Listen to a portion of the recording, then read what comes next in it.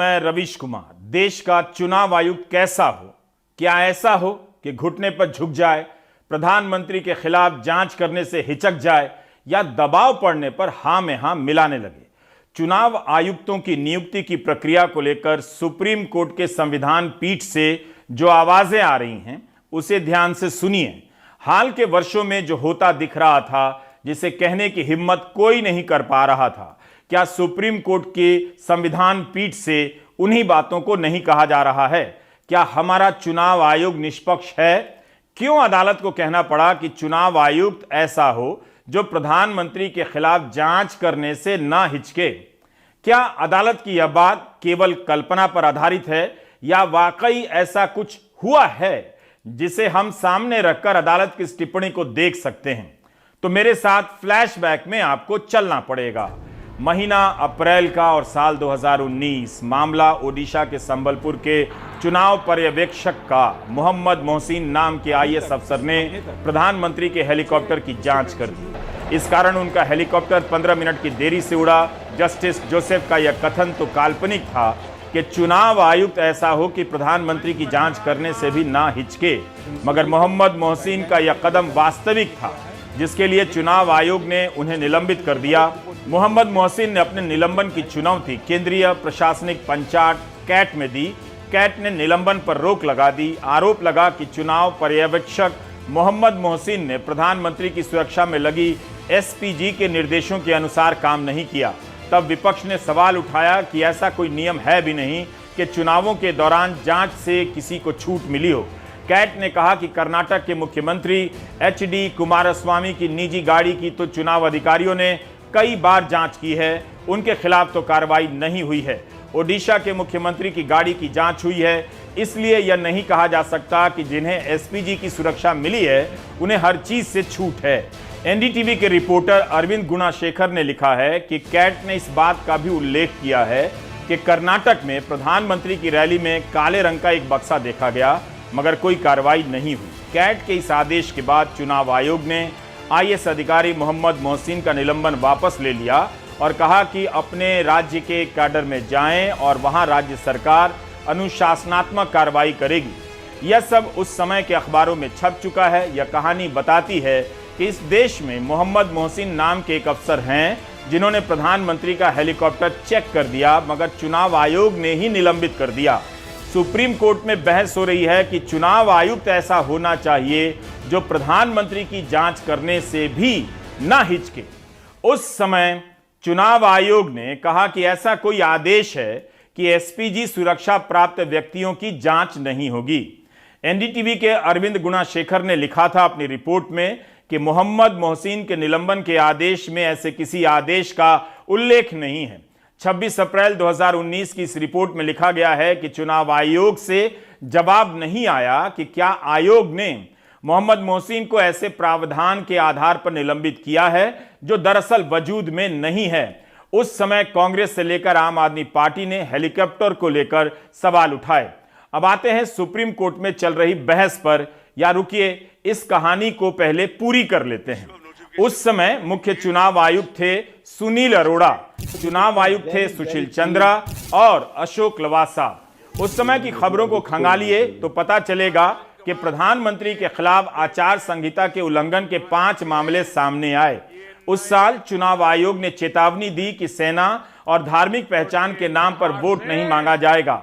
9 अप्रैल 2019 को महाराष्ट्र के लातूर में प्रधानमंत्री मोदी ने पुलवामा और बालाकोट के नाम पर वोट मांग लिया। मैं मेरे फर्स्ट टाइम वोटर से कहना चाहता हूं कि आपका पहला वोट पुलवामा में जो वीर शहीद हुए, उन वीर शहीदों के नाम आपका वोट समर्पित हो सकता है क्या? चुनाव आयोग को इस पर फैसला लेने में 20 दिन लग गए। जब फैसला हुआ तब 2 आयुक्तों ने प्रधानमंत्री को क्लीन चिट दे दी, लेकिन अशोक लवासा ने विरोध कर दिया, क्लीन चिट नहीं दी। प्रधानमंत्री मोदी के खिलाफ 5 शिकायतें दर्ज हुई थीं, एक में भी पूर्ण बहुमत से क्लीन चिट नहीं दी गई। चुनाव आयुक्त अशोक लवासा लगातार प्रधानमंत्री मोदी और बीजेपी अध्यक्ष अमित शाह के खिलाफ 5 शिकायतों में असहमति दर्ज कराते रहे, यानी प्रधानमंत्री को दोषी मानते रहे। उनके परिवार के सदस्यों के यहां जांच शुरू हो गई।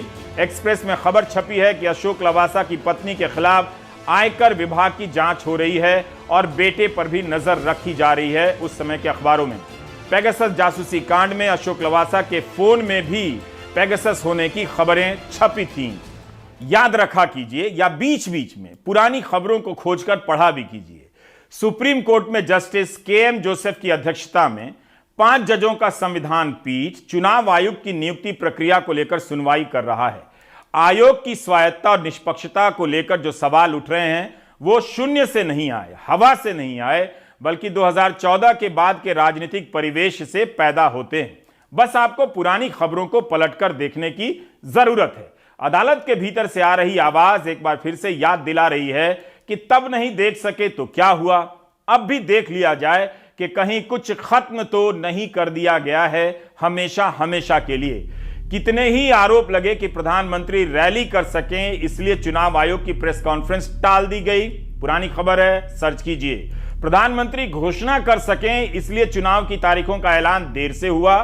2002 को छोड़ दें तो 1998 से हिमाचल और गुजरात के चुनावों की तारीखों का ऐलान साथ साथ होता रहा है, लेकिन 2017 में यह परंपरा टूट गई।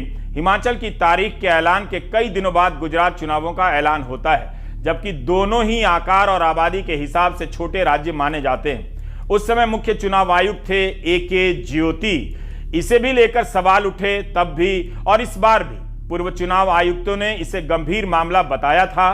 पुरानी खबरों को देखेंगे तो चुनाव आयोग को लेकर बहुत से सवाल मिलेंगे, मगर हिंदू बनाम मुस्लिम नफरत की आंधी में सारे जरूरी सवाल कागज के टुकड़े की तरह हवा में उड़ा दिए गए। 2019 के लोकसभा चुनावों में भी आरोप लगे कि विपक्ष के नेताओं के खिलाफ आचार संहिता के मामले दर्ज हो रहे हैं, सत्ताधारी दल के नेताओं के प्रति नरमी बरती जा रही है। आयोग नकारता रहा।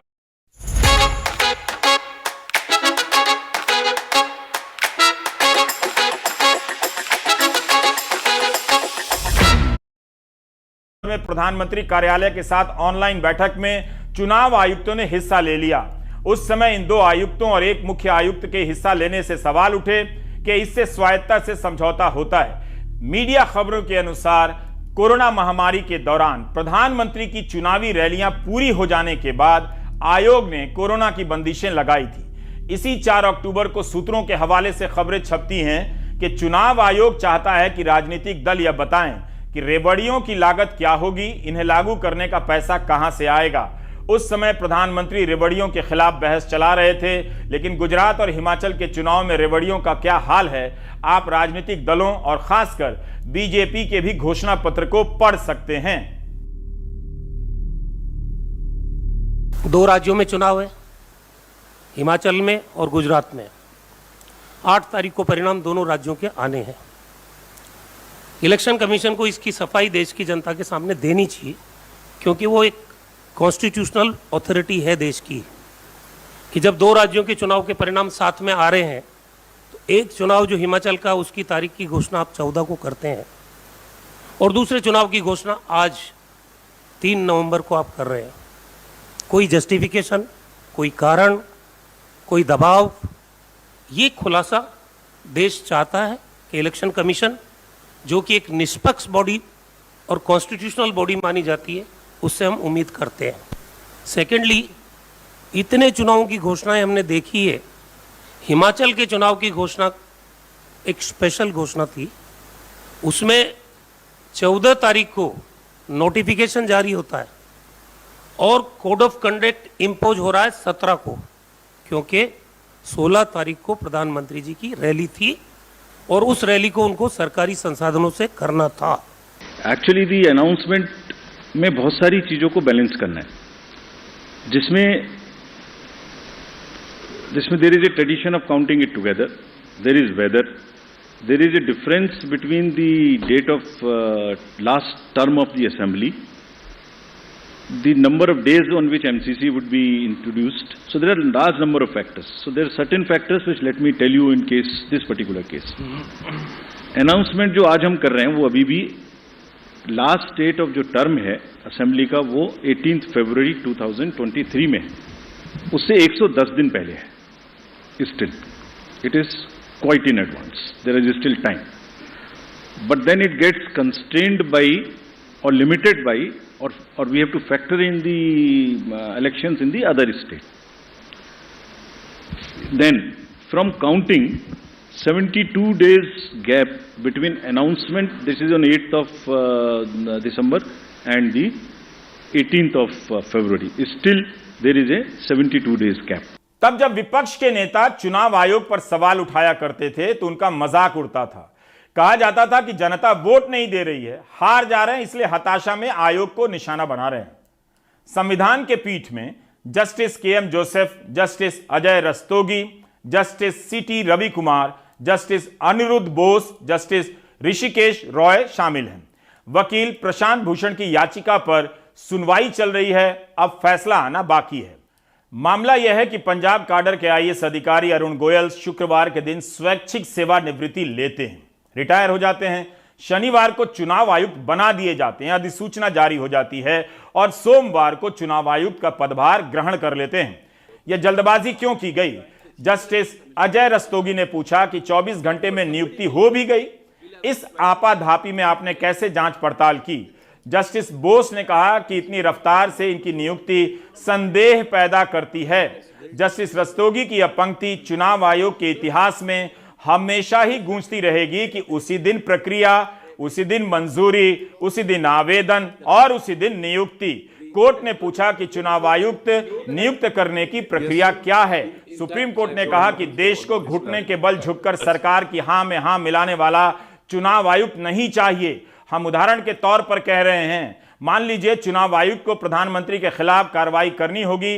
अगर चुनाव आयुक्त कमजोर होगा तो कदम नहीं उठा पाएगा, तब क्या पूरा सिस्टम ध्वस्त नहीं हो जाएगा?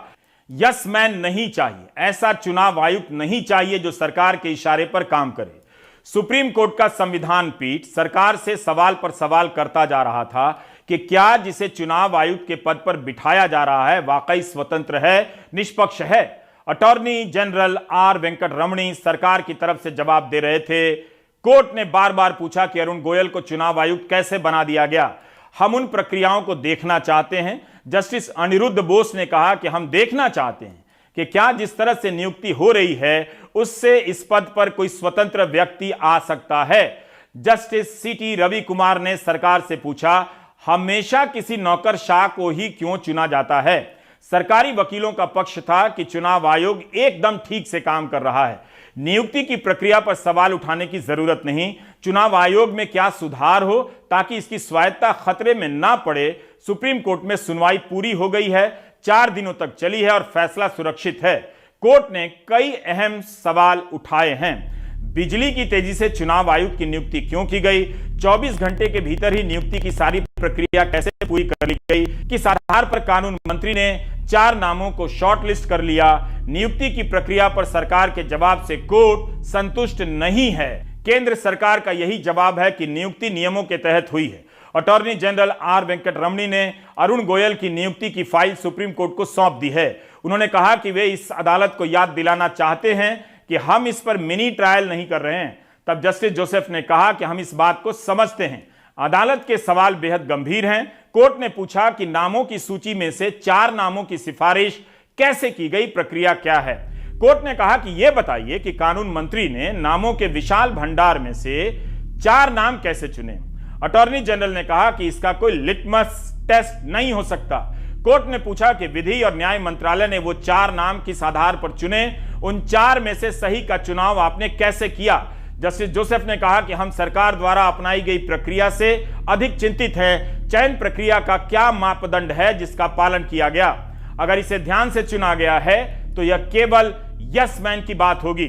आपको निष्पक्ष रूप से बताना चाहिए कि चुने गए व्यक्ति का अकादमिक रिकॉर्ड शानदार है, वह गणित में स्वर्ण पदक विजेता है। इन सवालों को सुनते हुए क्या आपके मन में कुछ खटक रहा है? अदालत इस बात पर जोर देती है कि चुनाव आयुक्त स्वतंत्र हो, किसी के प्रति वफादार ना हो। अटॉर्नी जनरल कहते हैं ऐसा कोई लिटमस टेस्ट नहीं है और कोई लेंस नहीं है जो वफादारी का निर्धारण कर सके। मगर अदालत के सवाल बहुत बुनियादी हैं, यही कि एक ही दिन में फाइल बन जाए, एक ही दिन में 4 नाम चुन लिए जाएं और एक ही दिन में चुनाव आयुक्त का चुनाव हो जाए। अदालत जानना चाहती है कि जिस सूची से 4 नाम चुने गए वह सूची किस आधार पर तैयार की गई। अदालत ने केवल नियुक्ति की प्रक्रिया को लेकर सवाल नहीं उठाए, बल्कि यह भी पूछा कि ऐसे व्यक्ति की नियुक्ति क्यों होती है जिसका कार्यकाल 6 वर्ष का नहीं हो सकता है। इस पर हमारे सहयोगी आशीष भार्गव की यह टिप्पणी सुनिए। मुख्य चुनाव आयुक्त और चुनाव आयुक्त की नियुक्ति को लेकर बड़े सवाल सुप्रीम कोर्ट ने उठाए। Justice K M. जोसेफ ने केंद्र सरकार से पूछा कि आखिरकार नियुक्ति की प्रक्रिया क्या है, मानदंड क्या है, किस तरीके से उम्मीदवारों को शॉर्टलिस्ट किया जाता है। आर वेंकटरमणी जो अटॉर्नी जनरल है, उन्होंने बताया कि डीओपीटी के डेटाबेस से सब लिए जाते हैं। उम्मीदवारों को जन्मतिथि के आधार पर, अनुभव के आधार पर, रिटायरमेंट की तारीख के आधार पर और इसके साथ साथ उनके काडर और अनुभव को देखा जाता है। उसके बाद कानून मंत्रालय जो है वो प्रधानमंत्री को शॉर्ट लिस्टेड उम्मीदवारों की सूची भेजता है। लेकिन जस्टिस के.एम. जोसेफ ने कहा कि इसके लिए क्या प्रक्रिया है, इतने सारे लोगों में से 4 लोग कानून मंत्री ने कैसे शॉर्ट लिस्ट किए, क्या देखा, क्योंकि उसी लिस्ट में बहुत सारे ऐसे लोग थे जो ज़्यादा यंग थे और ऐसे में क्यों ऐसे व्यक्ति को शामिल किया गया जिसके पास 6 साल का कार्यकाल नहीं था। Justice K M. जोसेफ ने यह भी कहा कि जानबूझकर सरकार ऐसे व्यक्ति को चुनती है जिसके पास 6 साल का कार्यकाल नहीं है और वो चुनाव आयुक्त बनते हैं और वो वहाँ भी अपना 6 साल का कार्यकाल पूरा नहीं कर सकते, तो ऐसे में मुख्य चुनाव आयुक्त कैसे बनेंगे। साथ ही ये भी कहा संविधान निर्माताओं ने उनका ये विजन था कि चुनाव आयुक्त 6 साल रहेंगे और मुख्य चुनाव आयुक्त का भी कार्यकाल 6 साल रहेगा, लेकिन ऐसा होता नहीं और चुनाव आयुक्त जो है वो मुख्य चुनाव आयुक्त तक पहुंचते नहीं, क्योंकि आप ऐसे व्यक्ति को चुनते हैं जिनके पास 6 साल है नहीं। इसके अलावा उन्होंने ये भी कहा कि मानदंड क्या है, प्रक्रिया क्या है, इससे हम सहमत नहीं हैं, इससे हम संतुष्ट नहीं हैं, वो तर्क वाजिब नहीं लगते हैं। जस्टिस रस्तोगी ने भी कहा कि आप औचित्य दे सकते हैं, लेकिन हम अब भी समझ नहीं पा रहे हैं कि आखिर ऐसा क्यों किया गया है। जस्टिस जोसेफ ने साफ किया कि ये ना समझा जाए कि हम केंद्र सरकार के खिलाफ हैं, हम सिर्फ ये बहस और चर्चा कर रहे हैं, समझने की कोशिश कर रहे हैं कि आखिरकार चुनाव आयुक्त की नियुक्ति की प्रक्रिया क्या है, किस तरीके से लेंसेज के साथ कहीं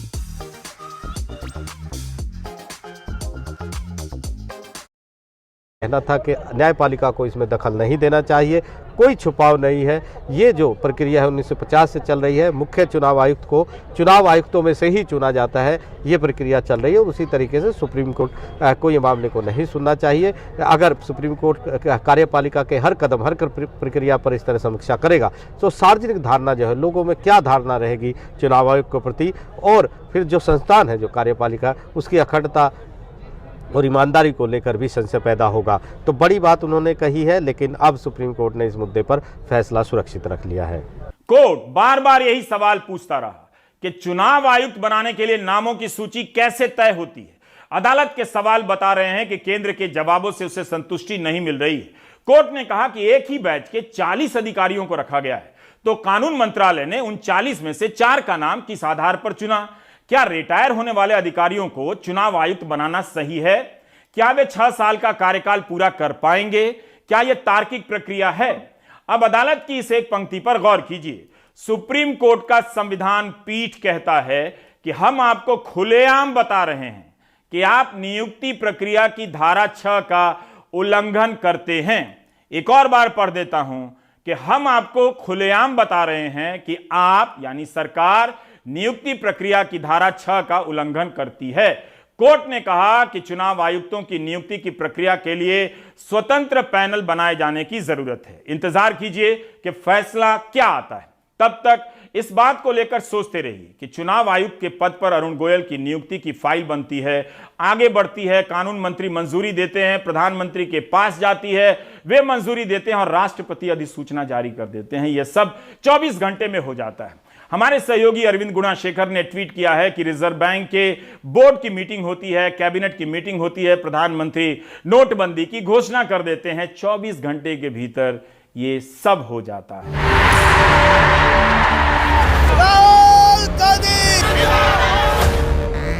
राहुल गांधी की पदयात्रा महाराष्ट्र से होती हुई मध्य प्रदेश में प्रवेश कर चुकी है। मध्य प्रदेश में आते ही राहुल ने कांग्रेस की चुनी हुई सरकार गिरा देने का मामला उठाया। कहा कि बीजेपी कुछ विधायकों को खरीद लेती है। तेलंगाना के मुख्यमंत्री ने भी बीजेपी पर आरोप लगाया है कि वह कथित रूप से 100 करोड़ रुपए का प्रलोभन देकर उनके विधायकों को खरीद रही है। मुख्यमंत्री इस पूरे मामले में सबूत होने का भी दावा करते हैं। एसआईटी जांच हो रही है। बीजेपी के नेता बीएल संतोष को पूछताछ के लिए हाजिर होना था। उनका कहना है कि उन्हें नोटिस नहीं मिला है। दिल्ली के मुख्यमंत्री अरविंद केजरीवाल बार बार आरोप लगा चुके हैं कि बीजेपी उनके 10 विधायकों को कथित रूप से खरीदने की कोशिश कर रही है, उन्हें 25-25 करोड़ देने की पेशकश कर रही है। पंजाब में ऑपरेशन लोटस चल रहा है। इन आरोपों के जवाब में बीजेपी सबूत मांगती है और खंडन करती है। महाराष्ट्र में भी यही आरोप लगा कि बीजेपी ने जांच एजेंसियों के प्रभावों का इस्तेमाल कर शिवसेना तोड़ दी और अपनी सरकार बना ली। सवाल यह भी उठता है कि कांग्रेस मध्य प्रदेश की सरकार क्यों नहीं बचा सकी, उसके विधायक ही क्यों बिक गए।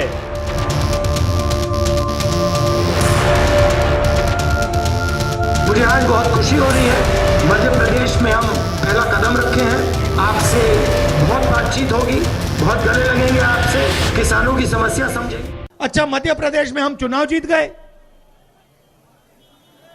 हमारी सरकार थी और करोड़ों रुपए लेकर 20-25 भ्रष्ट विधायकों को खरीद लिया और सरकार बना ली। राहुल गांधी कह रहे हैं कि मध्य प्रदेश में उनके विधायकों को बीजेपी ने खरीद लिया, सरकार गिरा दी। राजस्थान के मुख्यमंत्री अशोक गहलोत कह रहे हैं कि राजस्थान में बीजेपी ने उनके विधायकों को कथित रूप से 5 से 10 करोड़ रुपए देने की कोशिश की और सरकार गिराने की कोशिश की। मुख्यमंत्री गहलोत तो सचिन पायलट पर बीजेपी से मिलीभगत के आरोप लगा रहे हैं, जबकि सचिन पायलट आज राहुल गांधी के साथ पदयात्रा में शामिल हुए। उसी समय गहलोत का इंटरव्यू चलता है कि वे बीजेपी से मिले हुए हैं। श्रीनिवासन जैन को अशोक गहलोत ने इंटरव्यू दिया। सवाल है कि अगर उनके पास कोई सबूत है तो अब तक सामने क्यों नहीं रखे गए। अशोक गहलोत का आरोप एक तरफ राहुल के साथ पदयात्रा कर रहे सचिन पायलट की निष्ठा पर गंभीर सवाल उठाता है, तो गृह मंत्री अमित शाह और केंद्रीय मंत्री धर्मेंद्र प्रधान पर भी। अशोक गहलोत ने यह भी कहा कि पायलट ने गद्दारी कर दी है, कभी मुख्यमंत्री नहीं बनेंगे, आला कमान बनाएगा भी नहीं। मुख्यमंत्री गहलोत कहते रहे कि राजस्थान में कोई विधायक बागी नहीं है, सब आला कमान के प्रति निष्ठावान हैं। श्रीनिवासन जैन पूछते रहे कि फिर वे गुस्से में क्यों हैं। क्यों, मतलब उनकी क्या आपत्ति क्या थी अगर सचिन पायलट बन जाए? जिसके कारण हम 34 दिन होटल में बैठे रहे, सरकार गिरा रहे थे ये। उसमें अमित शाह भी शामिल थे, धर्मेंद्र प्रधान भी शामिल थे, सबकी मीटिंग हो रही, दिल्ली की मीटिंग हो रही थी। किन किन की? जैसे ये हमारे एमएलए में कुछ लोग गए थे ना, उनमें कुछ लोगों की मीटिंग भी वहाँ पर हुई है साथ में। और उसमें भुवनेश्वर के अंदर लोग रहे, 34 दिन तक रिसोर्ट में रहे हैं। रिसोर्ट वही था जो मध्य प्रदेश के जो एमएलए गए थे ना, समझ गए, उसी रिसोर्ट में इनको रखा गया था। ये पायलट और जो सारे जितने भी एमएलए थे 19 लोग थे।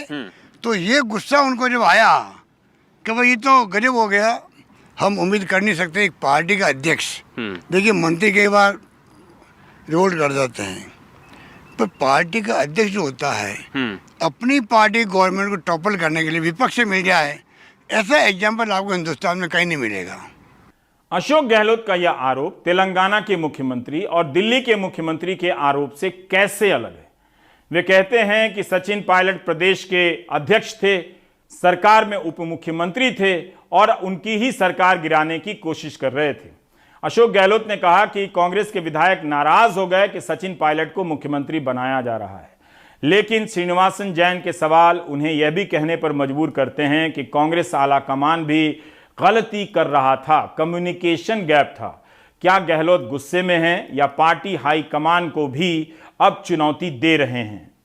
कि जो पायलट जाके लोगों से मिलकर कह रहे हैं वो हाईकमान, ऑब्जर्वर भी यही बोल रहे हैं। ऑब्जर्वर इसीलिए आए हैं और वो कह रहे प्रस्ताव पार कीजिए, रात को प्रस्ताव पार कीजिए।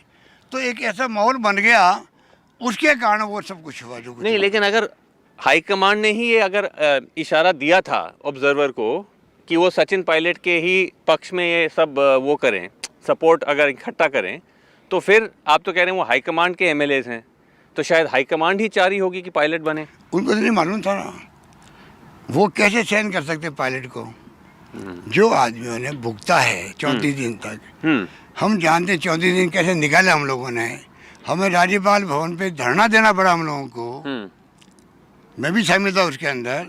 हमने इतना बड़ा सरकार बचाने का काम किया देश के अंदर। नहीं, मैं ये कह रहा हूँ अगर तब भी अगर हाईकमांड पायलट को अगर बनाने चाह रही हो फिर नहीं उसको नहीं बना सकते हैं।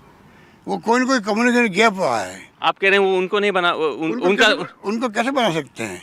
जो आदमी के पास 10 तो विधायक नहीं है, नंबर 1, जिससे रिवोल्ट किया हो, जिसको गद्दारी नाम दिया गया है, वो गद्दारी की पार्टी के साथ में, जो पार्टी के साथ गद्दारी की हुई आदमी है उससे कैसे एक्सपेक्ट कर सकते हैं या उसको कैसे उसको स्वीकार कर सकते हैं कोई लोग? नहीं, सिंपल बात है।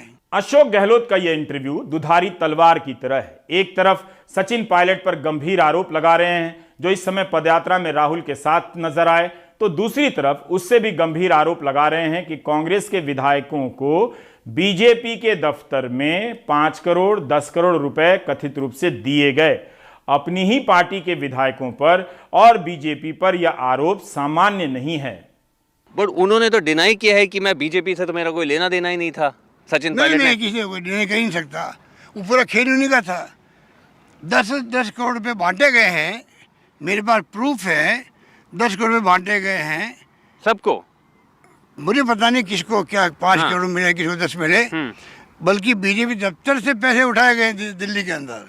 बीजेपी दिल्ली हेडक्वार्टर से, दिल्ली के बीजेपी दफ्तर से पैसे उठाए गए हैं कई लोगों ने, जो मुझे खुद ने उन लोगों ने कहा है।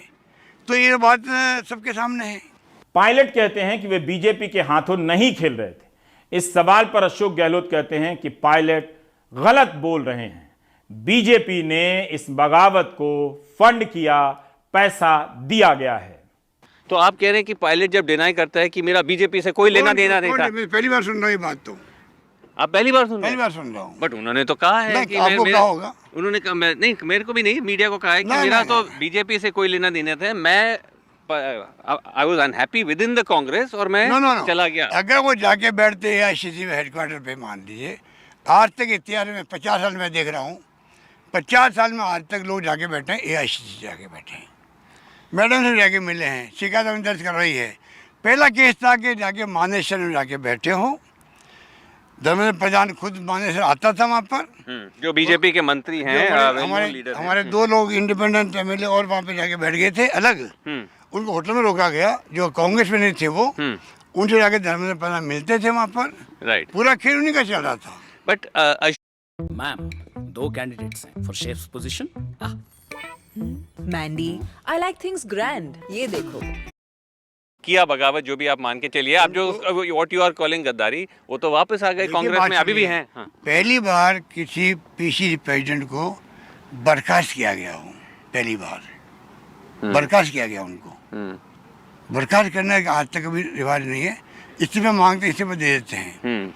जिस व्यक्ति को बर्खास्त क्यों किया गया, क्यों उनको मतलब डिप्टी सीएम ने बर्खास्त मैंने किया, ऐसी नौबत क्यों आई? मैंने सुना है अशोक गहलोत जी ने जो बोला है, और अशोक गहलोत जी एक वरिष्ठ और अनुभवी नेता हैं और पार्टी ने उन्हें बहुत मौके दिए हैं, बहुत पदों पर वो रहे हैं। आज भी वो राजस्थान के मुख्यमंत्री के रूप में काम कर रहे हैं। मैं नहीं जानता हूं कि उनको एडवाइस कौन करता है या किसके कहने पर ऐसी बातें बोली जाती हैं, लेकिन आज से पहले भी अशोक गहलोत जी ने बहुत सारी बातें मेरे बारे में बोली।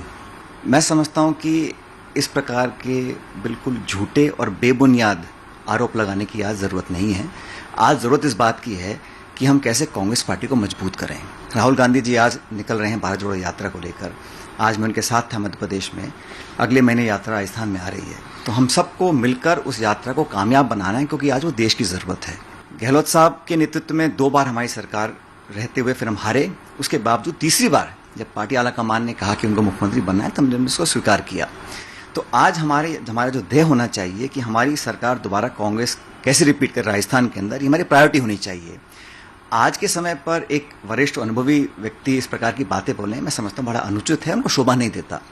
और आज हम एक दूसरे पर आरोप लगाएं, प्रत्यारोप लगाएं, ये भी मैं समझता हूँ सही नहीं है। आज चुनौतीपूर्ण समय है पार्टी को एकजुट रहने का। गुजरात में चुनाव चल रहे हैं। अशोक गहलोत गुजरात में कांग्रेस का प्रचार कर रहे हैं। राहुल गांधी मध्य प्रदेश के बाद राजस्थान में प्रवेश करने वाले हैं।